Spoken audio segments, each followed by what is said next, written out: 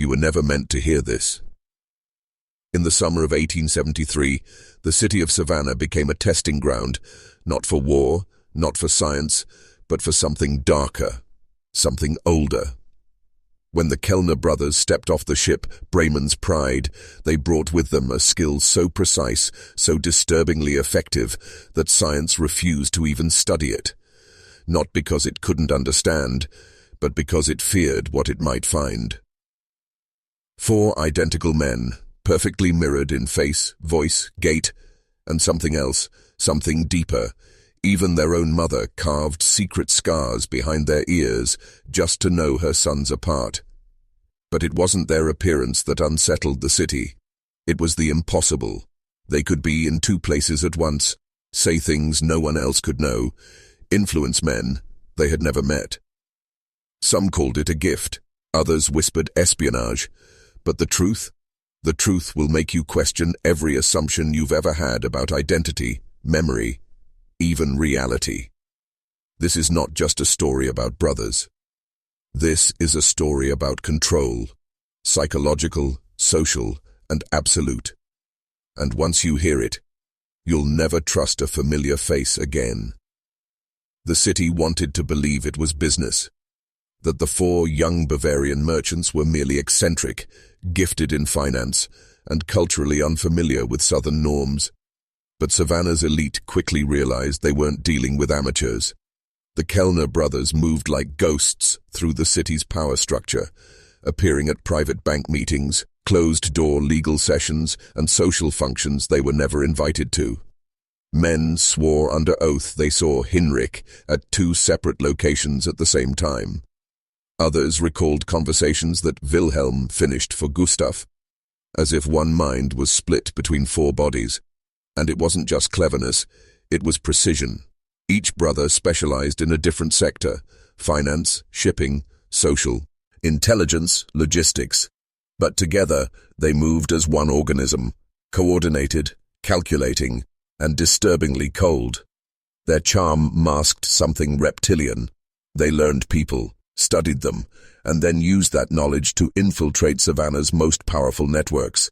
Their information was too perfect, their access too complete. They weren't just observing Savannah, they were mapping it, financially, socially, psychologically. Local authorities began receiving anonymous letters warning of synchronization drills and mirror rehearsals. People spoke of seeing the same man staring at them from alleys, then rooftops, then their own reflection. The illusion of individuality was cracking, and Savannah would pay the price. It began with whispers. A banker's wife claimed she saw Hinrich Kellner staring through her dining room window, while her husband swore Hinrich had just left his office minutes before. A cotton broker received 2 letters, signed by Friedrich, responding to the same conversation. One dated a day before it happened, and a servant girl, terrified and trembling, insisted she passed the same man 3 times in the same hallway, without ever hearing a door open. But the most chilling moment came from Colonel William Vandenberg, Savannah's most ruthless cotton factor.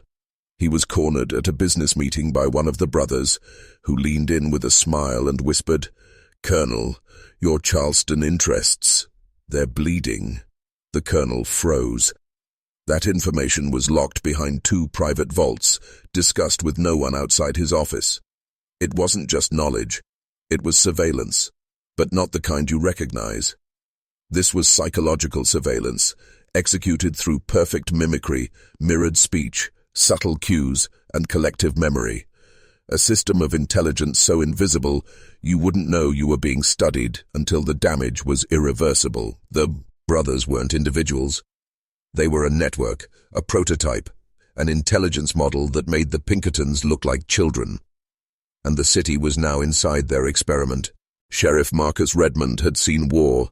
He'd watched men lose their minds under cannon fire, seen liars break on the witness stand, and caught more than his share of grifters. But nothing prepared him for what he saw inside the Kellner residence. August 25th, 1873. The sheriff arrived unannounced. He demanded all 4 brothers present themselves at once. 30 minutes later, They arrived, separately, from different parts of the city, yet within seconds of each other. Their clothing matched. Their mannerisms were synchronized. They answered questions with precision. No confusion, no hesitation. What disturbed Redmond wasn't what they said. It was how they said it. Each answer reinforced the last. Each glance, each blink, each pause between words seemed prearranged, as though they had rehearsed the entire interrogation like a play. He watched Wilhelm begin to answer a question, only for Gustav to finish it flawlessly. They described events none of them were present for, yet every detail matched eyewitness accounts, down to the second. It was coordination beyond sibling intuition. It was programmed behavior, cold, deliberate, mechanical, as if they were running a script none of them had authored.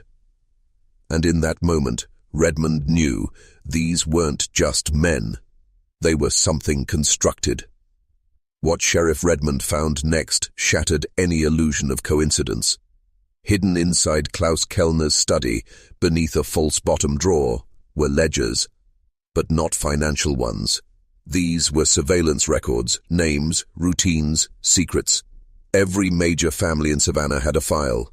Vandenberg, Whitfield, Hammond. Schedules tracked down to the hour, conversations paraphrased from closed-door meetings, diagrams of homes, offices, bank vaults. The precision was military, the tone, cold, analytic, predatory. More chilling was the coded language. V23, emotional leverage, daughter ill. F9, as vulnerable to reputational risk, illicit correspondence. S6, possible asset, low loyalty threshold. This wasn't business intelligence, it was target acquisition. And then came the letters. Not written to Savannah residents, but from other cities. Charleston, Atlanta, New Orleans. Each described identical occurrences. Mysterious Bavarian men, identical in appearance, unnatural in behavior, infiltrating upper circles, then vanishing, just as quietly as they'd arrived. It wasn't just Savannah. The Kellner operation was replicating itself. Sheriff Redmond stared at the reports and felt something primal rise inside him. Not fear, but recognition. This wasn't some criminal gang. This was a system, a model. The Kellner brothers weren't just acting. They were testing. And Savannah, it was the lab. The illusion of individuality had always been a lie. But the Kellner brothers made it visible, weaponized it. What Sheriff Redmond uncovered wasn't just a con or clever coordination. It was something older, more insidious.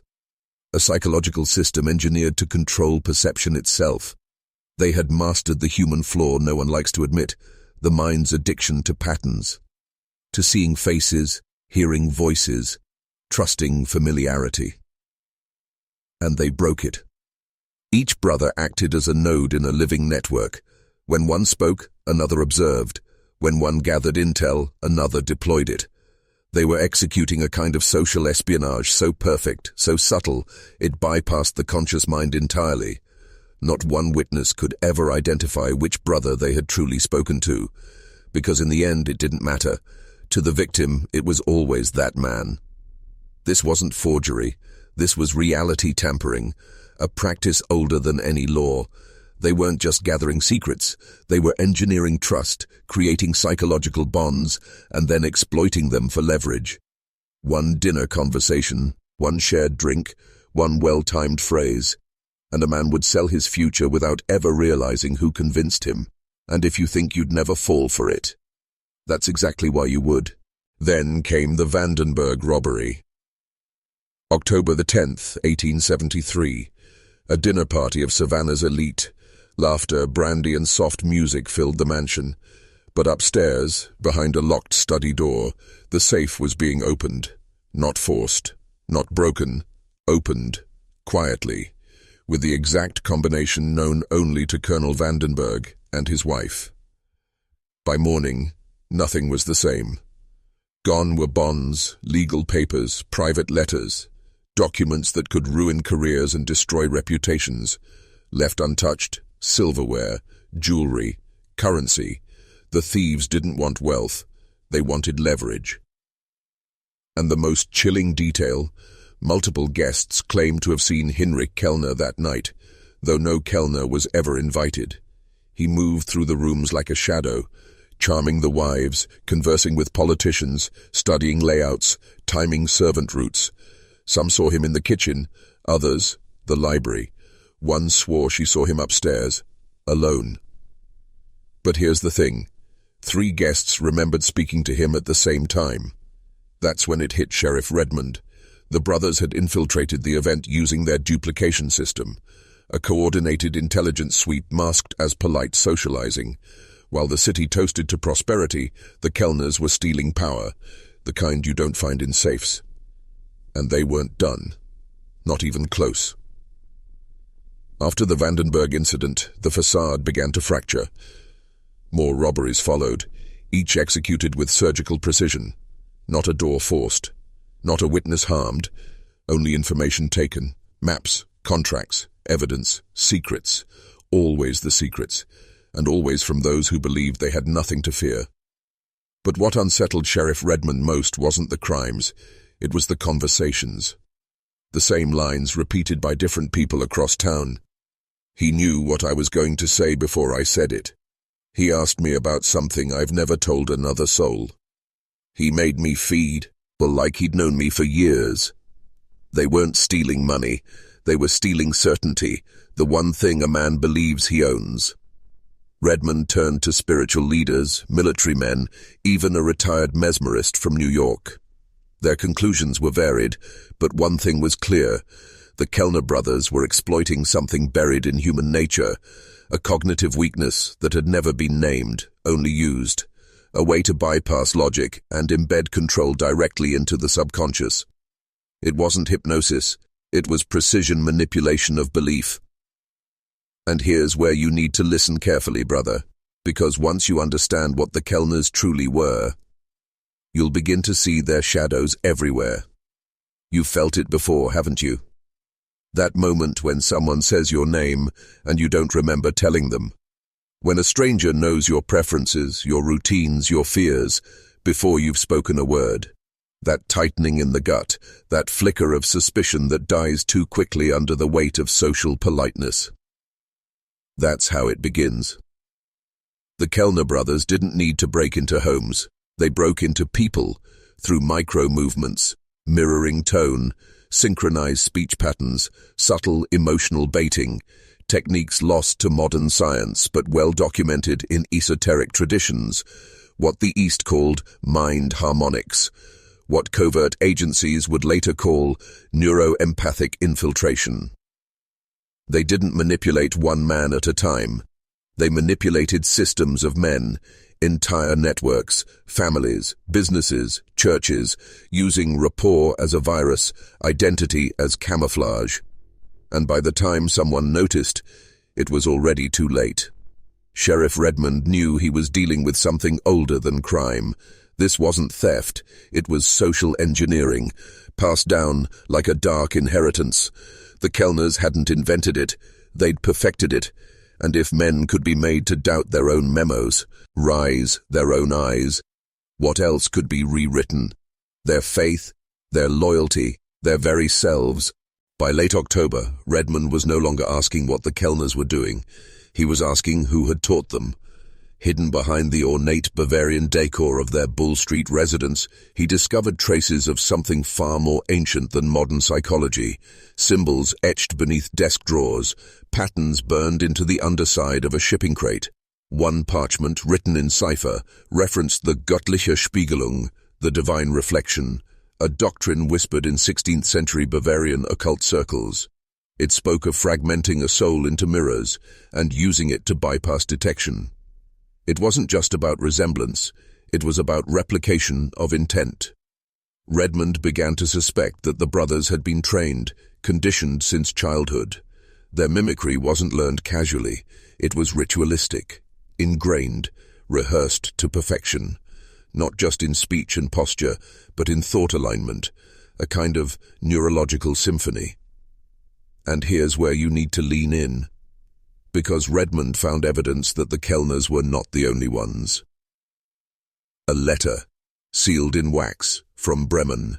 It spoke of other sets, quadruplets, triplets, pairs, embedded across nations, banking families, publishing empires, political circles, all trained in the same system. Not brothers, prototypes, engineered to fracture consensus reality from within. So now you understand. The Kellners were never just four brothers.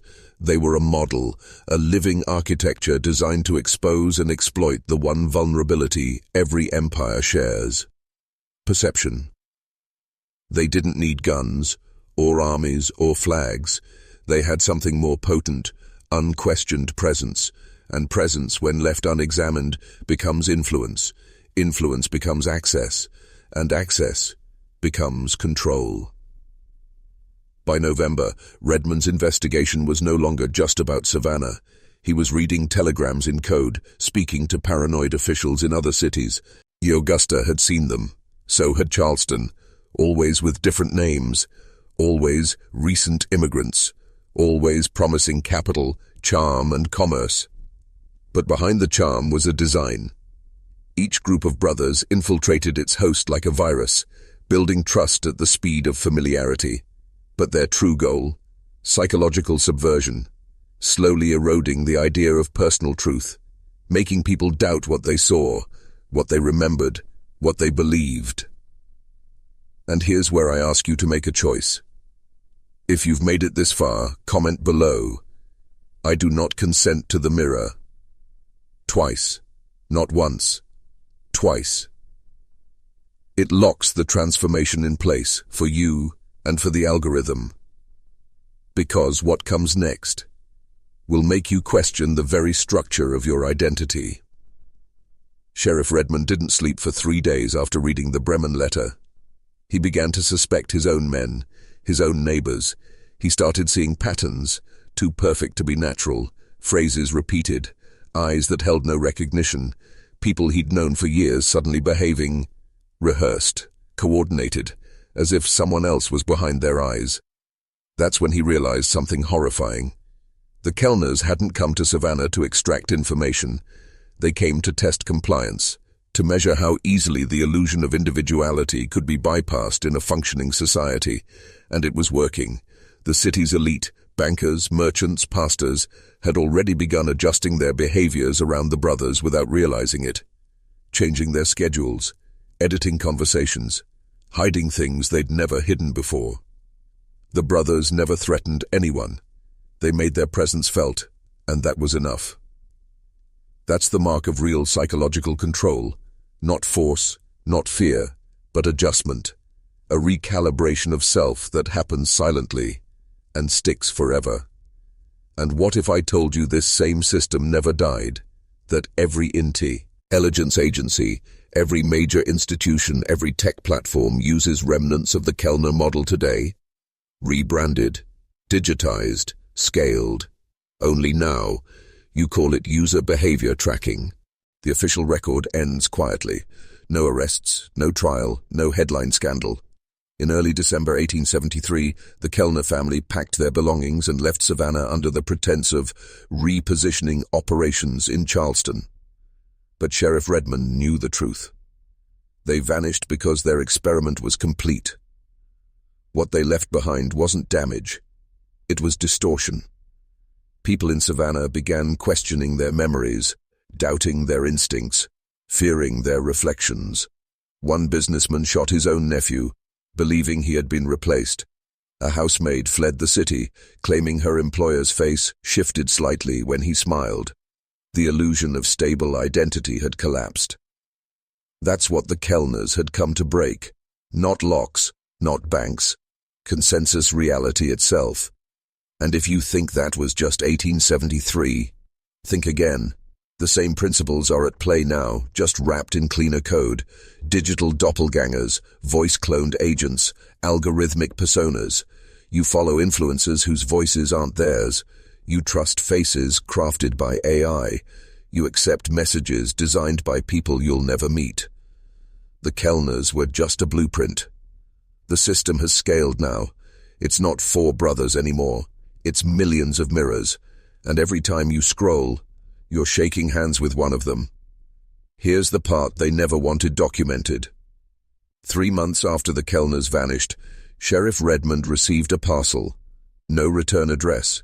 Inside, a velvet pouch, a handwritten note, and 4 identical silver rings, each etched with a symbol he'd seen only once before, beneath the floorboards of the Kellner estate. The note read, "The illusion is not that we look alike. The illusion is that you think you don't." Redmond retired within the year, moved inland, grew reclusive. But in his final journal, discovered decades later by a war historian, he described a dream he had repeatedly. 4 boys, identical in every way, standing at the edge of a mirror that wasn't glass, but water. Each of them stepped forward, and instead of reflections, new versions of themselves emerged. Not clones, adaptations. Each suited for a different role, one for charm, one for intimidation, one for intelligence, and one for silence. Redmond called them the faces of access. He feared they weren't just brothers. He feared they were part of something older, a ritual architecture buried inside society itself, waiting to activate wherever chaos offered a gap. The real question isn't where they went, it's how many times they've already returned. In 1921, long after the Kellners had become a Southern ghost story, a classified memorandum circulated through a private division of the Office of Naval Intelligence. It detailed a pattern discovered during post-war reconstruction. Small groups, 2 to 4 individuals, showing up in post-conflict regions, gaining access to supply routes, information lines, and communication hubs. Each group looked eerily similar. Each operated in complete sync.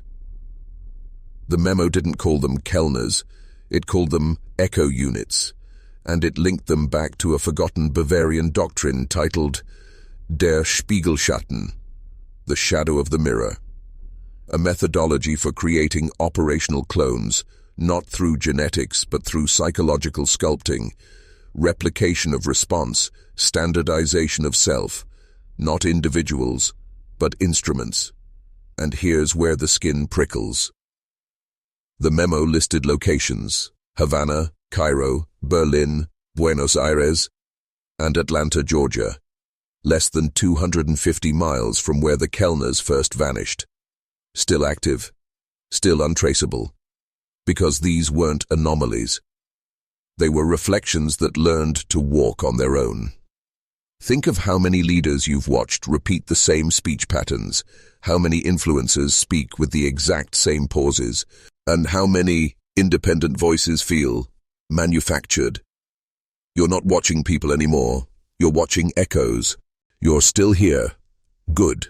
That means something in you still wants the truth, even if it costs you your sense of reality. Because here's the final fracture. The Kellner brothers may have disappeared from public record in 1873, but their design didn't. It slipped underground, into secret societies, intelligence networks, private academies masquerading as boarding schools, and eventually, into the algorithms that shape your feed. You think you're alone when you scroll? You're not. You're in a hall of mirrors built by men like the Kellners, where identity is a tool, not a truth, where predictability is more valuable than freedom, where the system doesn't need to imprison you, it only needs to replicate you, until you become just another echo. Ask yourself, why do so many online personalities feel eerily similar? Why do some trends explode overnight, as if preloaded into the hive mind? Why are you drawn to faces you've never met, but instantly trust? This isn't about 4 brothers. It's about the system that studied your mind before you were born, and molded it with smiles, reflections, and silence. So the next time you see a face that feels too familiar, ask yourself, who's really behind the mirror?